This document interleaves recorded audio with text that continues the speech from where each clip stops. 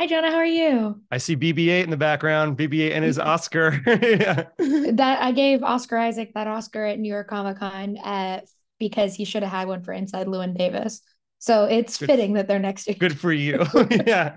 BB-8. Beep, beep, beep, beep, beep. other. So uh, At Midnight is such a cute rom com. I was like so surprised watching it because we've kind of fallen into this trend of either rom coms not being what they used to be or kind of pushing the boundary too much. But it was such a return to form. What was it about a rom com that made you excited and wanted to tell this story? First off, thank you. And I think it's exactly that. I think I'm a very I like romantic things. I live in New York City. I romanticize, oh, hi, we're snowing outside. I romanticize the snow. I romanticize the slush, and rom-coms allow your characters to romanticize things. And they also have comedy. I think comedy is a medicine. I make jokes and I laugh when I'm uncomfortable because that's my outlet. And so the genre itself allows for both those things to happen. It also is a genre that you can get away with a lot inside of a little bit. You can do a fake movie within a movie. You can have a superhero scene. You can have a family drama. You can have sci-fi. You can go whatever direction you want within the rom-com brand. And I think that's the thing that's always attracted me to the genre. Of course, being a child of divorce also helps. That it makes you question your more your love mortality or whatever that is. But I would say that those are the things. Yeah, and I think this movie is so clever in its jokes because like there are times where I was like, oh, that's something I'd say to my friends, but I've never heard said out loud in a movie before.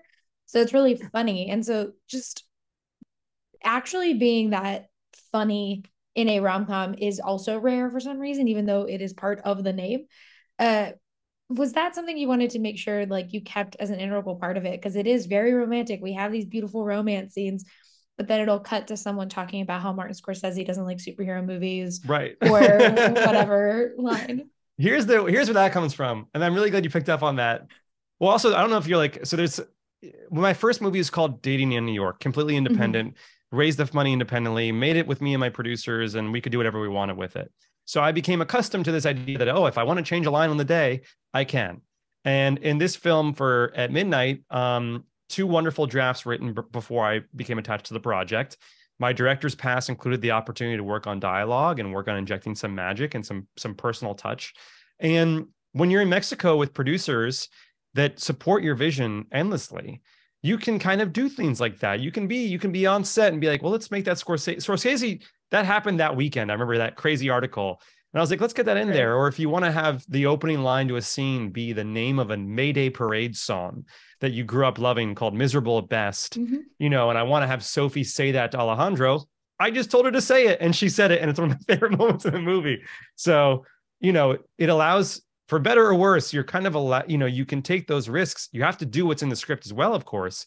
But if the studio and if it's in the story and the tone of the film, then I don't see a reason why you won't be able to make, people can't get their personal voice into the movie. I love that that is confirmed because I can't wait to tell my friend who also liked Mayday Parade when we were younger to like that is literally what it's referencing. Yeah, Because I heard that and miserable best. I was like that's a Mayday Parade Thousand song, percent but Mayday just Parade. flew by it because I was like, there's no way. Love to have that confirmation. This is though like it is very funny watching this movie today when it is snowing in New York, because it's so the scenery of Mexico plays such a part in how like it's romanticized in a Mm-hmm. way. How was that for you as a director? Was it fun kind of getting to explore that landscape for a movie? Because it is, it's still a superhero movie, probably doing something problematic in Yeah, how it's bringing the character back to life. for sure. I mean, I think that the real of it is, which is kind of fun to talk about, which I haven't mentioned yet, is that when I got the job and I live in New York City and I made my first movie here and I'd been to Mexico, but not really that often, you're about to go work with an entire Spanish speaking crew who are incredible and like my family now, but you're going to go work with people you've never met before.